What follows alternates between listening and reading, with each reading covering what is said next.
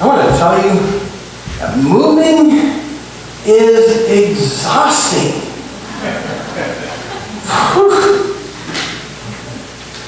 We have both said, Heidi and I, that we don't ever want to move again.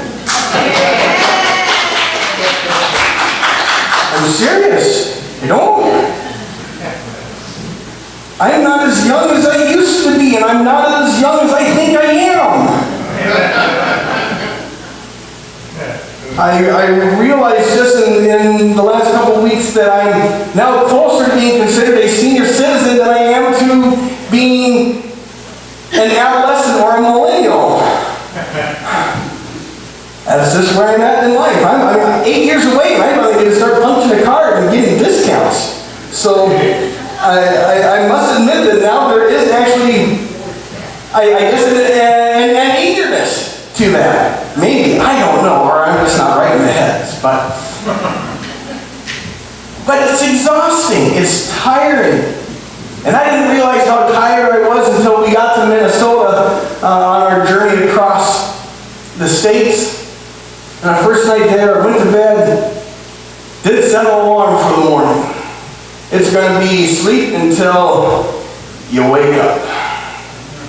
I didn't wake up until 9:30 the next morning.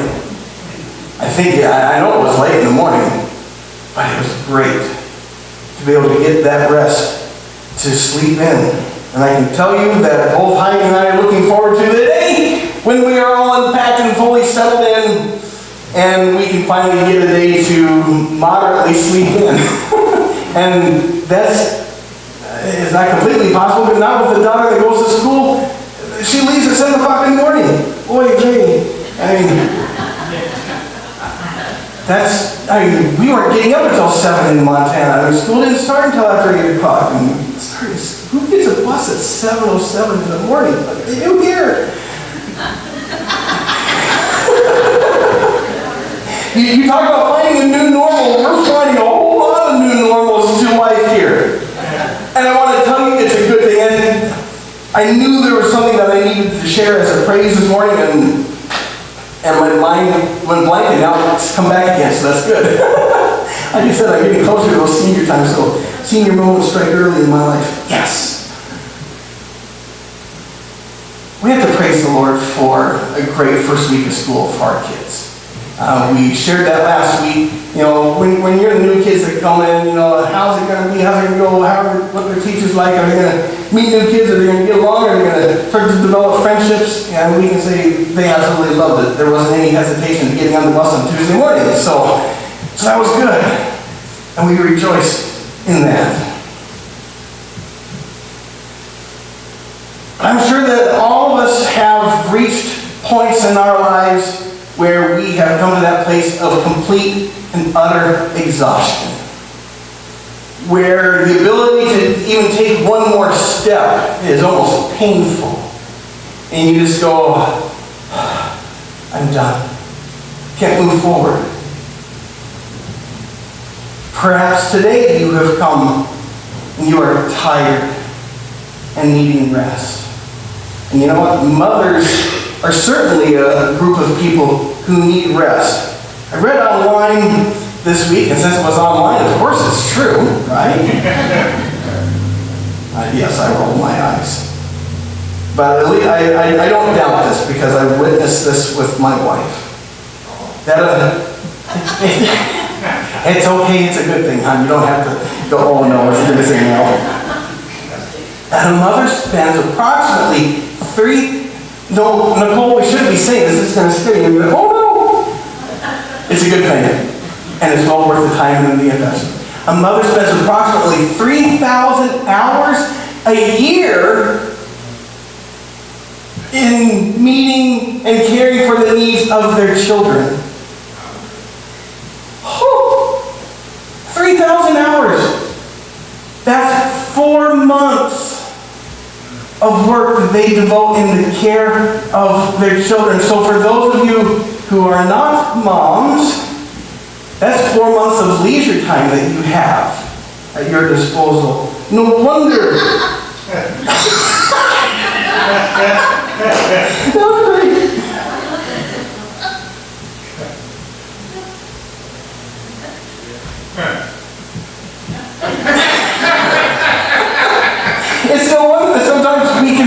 all of a sudden have this look of just being frazzled and afraid, and we're just going, you want me to do what? When? Are you serious? There's a band out there, it's a secular band called 21 Pilots, and they wrote this line in their song, Stressed Out. Wish we could turn back time to the good old days when a mama sang us to sleep, but now we're stressed out.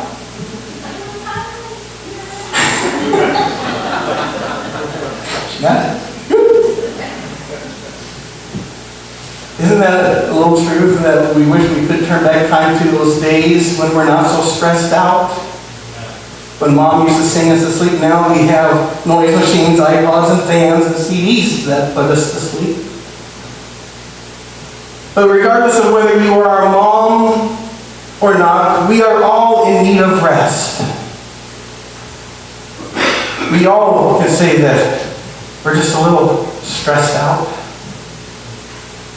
And it's in those times that Jesus gives us the prescription, the antidote to our weariness and our tiredness that we feel in our lives. And he gives that to us in Matthew chapter 11, verses 28 through 30. I want to encourage you to open your Bibles to that passage again. That's Matthew chapter 11, verses 28 through 30. Probably one of the more well-known passages in the New Testament. But a great word for us today, not just because it's Mother's Day, but a word that I believe we all need from time to time.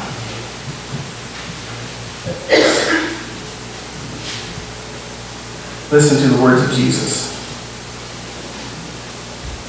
Come to me, all who labor and are heavy laden, and I will give you rest. Take my yoke upon you and learn from me, for I am gentle and lowly in heart, and you will find rest for your souls. For my yoke is easy and my burden is light. When it comes to finding rest, it all begins with the response to the initial invitation. Jesus says to come.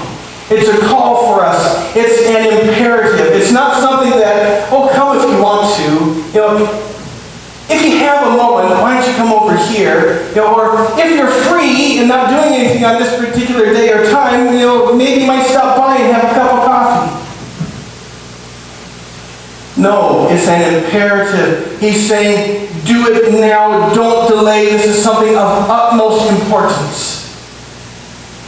And calling us to come, Jesus also gives us the direction in where we are to go or who we are to come to. It is to Jesus himself. If we are tired and weary and broken down and stressed out, the place that we go to for rest is to Jesus. He says, come to me, all who are weary and heavy laden. And he said all. That means everyone in this room, everyone in the world. We are all in that position. We are all weighed down and burdened. And so he says, come to me. And Jesus refers to himself 7 times in these 3 verses. If you read through them, me, I, my, me, I, my. He's telling you, I am the central focus in these verses. If you're looking for rest, yes, vacations are nice. So are massages and pedicures. Yes, I have pedicures. I like them. Amen. Preach it. But they pale in comparison to the rest that Jesus offers us. If we are wanting rest, we must look to Jesus. Am I having this time? I think so. Yep, let's rip. That's okay. God bless me with a voice. Oh, but you need it for recording. Wonderful. Or maybe I'll just record and hear me. The chords. Don't be stressed.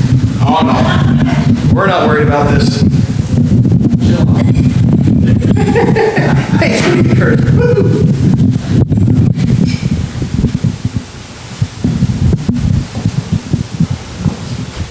Now we're old school. Yeah.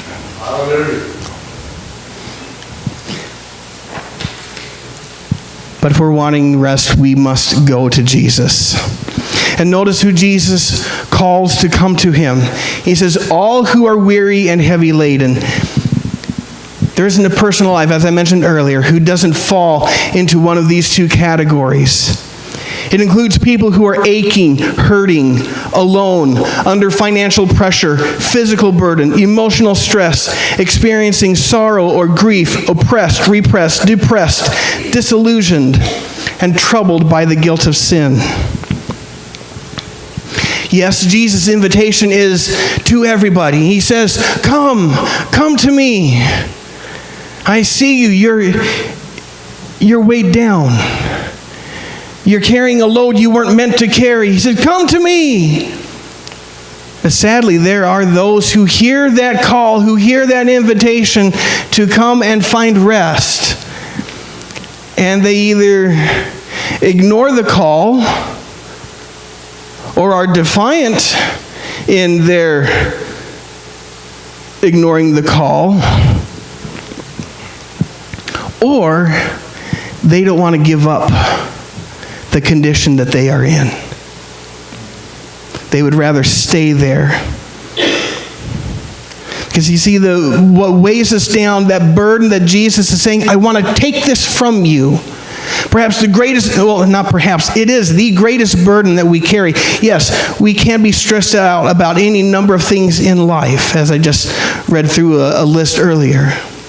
But that which causes the greatest amount of stress and weight in our lives that we have a tendency to carry around is the weight and the guilt of our own sin. And it is a burden that I nor you were intended to carry. You weren't designed to carry that. Jesus was. We would have collapsed under the weight of the sin of mankind. If you've ever seen the movie The Passion of the Christ, and you've seen the portrayal of everything that went through leading up to his death and crucifixion, you got a really good glimpse. Mel Gibson gave a pretty accurate historical portrayal of what took place. But in that moment, it was God's wrath being poured out on that sacrifice. And that was something we weren't meant to carry. So Jesus looks at us and he goes, you're weary. You are laden down. You are burdened with that. And he goes, come to me. You're tired. I see it. The writer of Hebrews also encourages us to get rid of that burden. Hebrews 12:1 says this, therefore, since we are surrounded by so great a cloud of witnesses, let us also lay aside every weight and sin which clings so closely, and let us run with endurance the race that is set before us. Sin is heavy, it is bulky, it is cumbersome. It is one of the root causes for depression, because we carry around this guilt and we haven't allowed God to take it away. Yes, I also understand the very physical reality of depression. I get it. I've been there. I didn't share this, but I have. For a time in life, for a season, I took antidepressants. That's where I was at. So there is a physical reality to it. So I don't want to dismiss it. But Jesus says, come. Because then when we come, he offers us rest. He doesn't say just come and hang out. He doesn't leave us in our wearied state.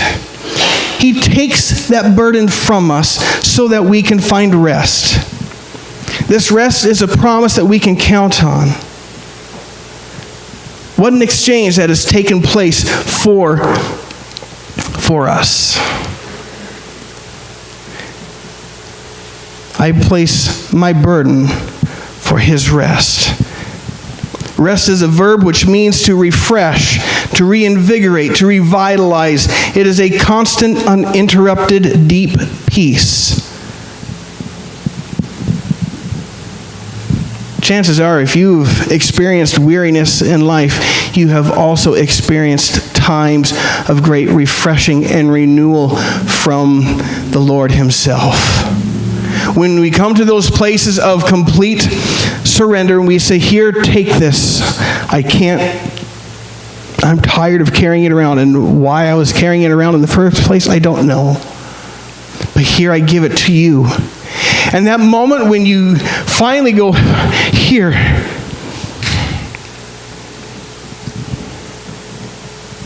there is this washing over of this deep, constant peace. There is this renewal and this refreshing that takes place. This is the rest that Jesus offers to us.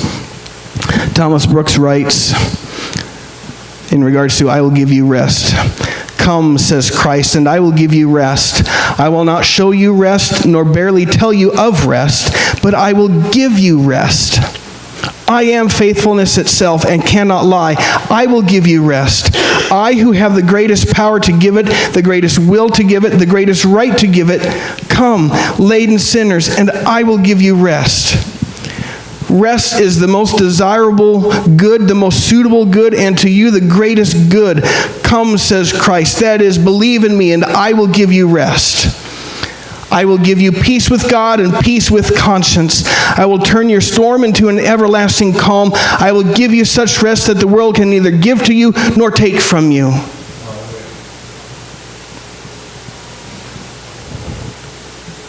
Who needs rest? Me? Oh, what a great rest that He offers.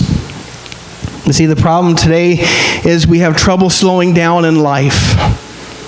We surround ourselves with busyness, whether they be activities of sin or well-intentioned activities.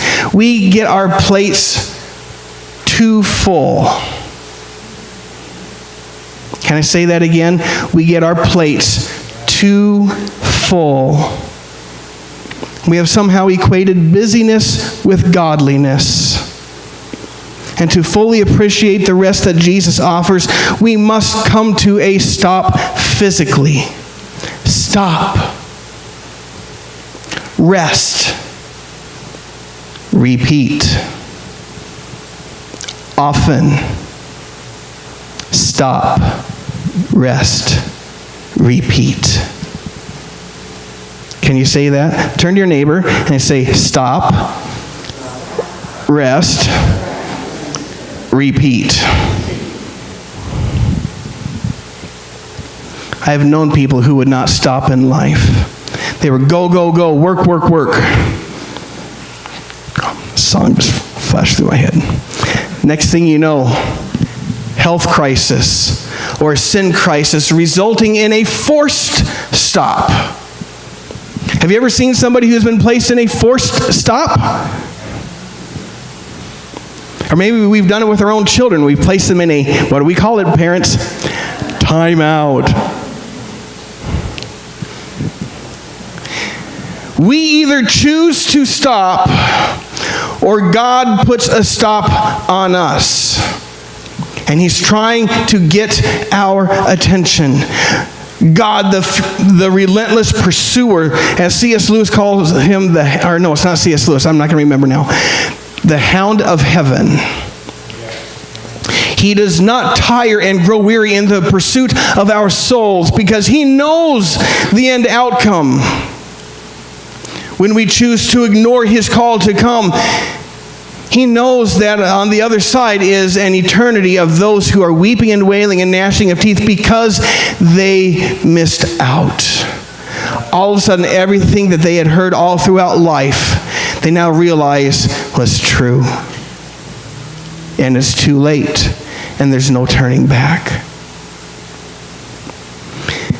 So sometimes He does put a forced stop in our lives. Don't wait for God to put you in a forced stop. Take time to rest in Him. But you don't just rest.